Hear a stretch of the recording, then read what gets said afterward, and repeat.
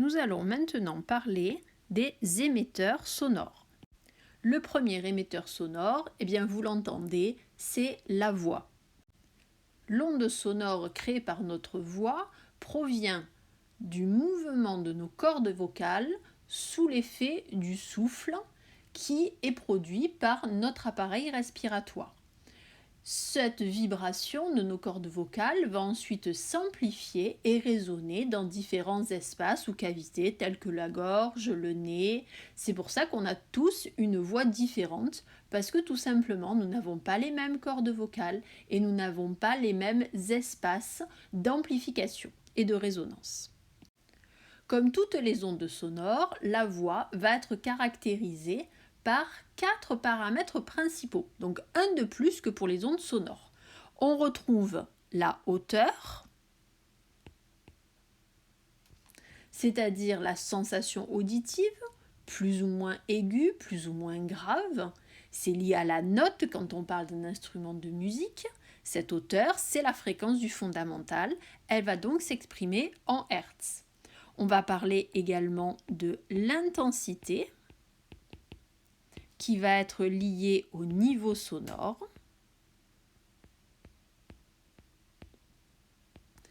On va parler également du timbre.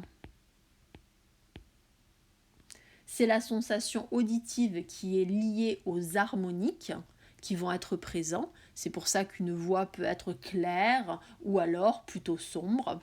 Et ensuite, on va rajouter dans le cas de la voix une caractéristique qui est la tenue. La tenue, c'est la sensation auditive qui va être liée à la durée de la vibration de la corde vocale. On va avoir des sons longs, des sons courts. La voix peut également avoir différents registres.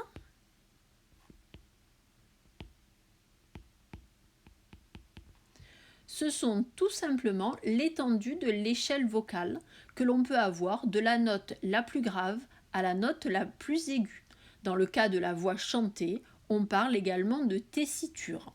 Par exemple, un soprano va être capable d'émettre des sons qui sont compris entre 200 Hz et aux alentours de 900 Hz. Alors qu'un baryton, lui, va émettre des sons compris entre 100 Hz et 400 Hz. Un baryton a une voix beaucoup plus grave qu'un alto ou qu'un soprano. Le deuxième émetteur sonore que nous allons voir est le haut-parleur.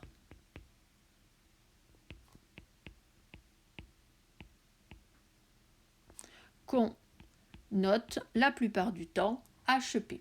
Donc, qu'est-ce que c'est qu'un haut-parleur ? En premier, c'est un transducteur. Un transducteur, c'est quelque chose qui transforme ici un signal électrique en signal acoustique, c'est-à-dire exactement l'inverse du microphone. Regardons comment fonctionne un haut-parleur. Le but du haut-parleur est de mettre en mouvement les molécules d'air. Pour cela, il va transformer le signal électrique en signal mécanique. Il va utiliser exactement le même principe d'induction que le microphone que nous avons vu précédemment.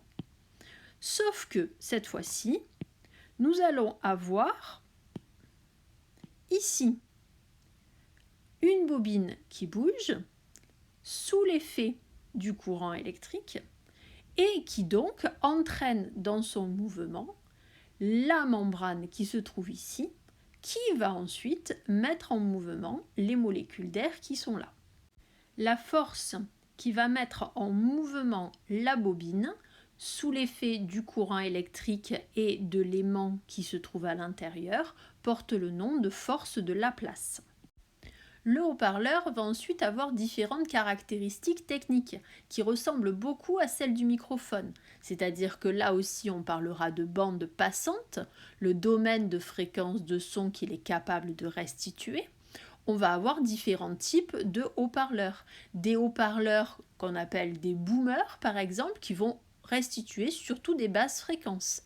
Des haut-parleurs qu'on appelle des médiums qui vont restituer des sons de fréquence moyenne. Et encore, on parle de tweeter quand on veut restituer uniquement les sons aigus. On parlera également de couverture angulaire, c'est-à-dire d'aptitude à diffuser les sons soit uniquement vers l'avant ou également sur les côtés, et également de puissance admissible, qui est la puissance électrique maximale qu'il peut supporter sans se détériorer. On définira également le rendement d'un haut-parleur, c'est-à-dire sa faculté à transformer la puissance électrique reçue en puissance mécanique sans qu'il y ait trop de pertes. Vous savez maintenant comment choisir un haut-parleur et vous savez pourquoi il en existe de différentes tailles, justement selon leurs caractéristiques.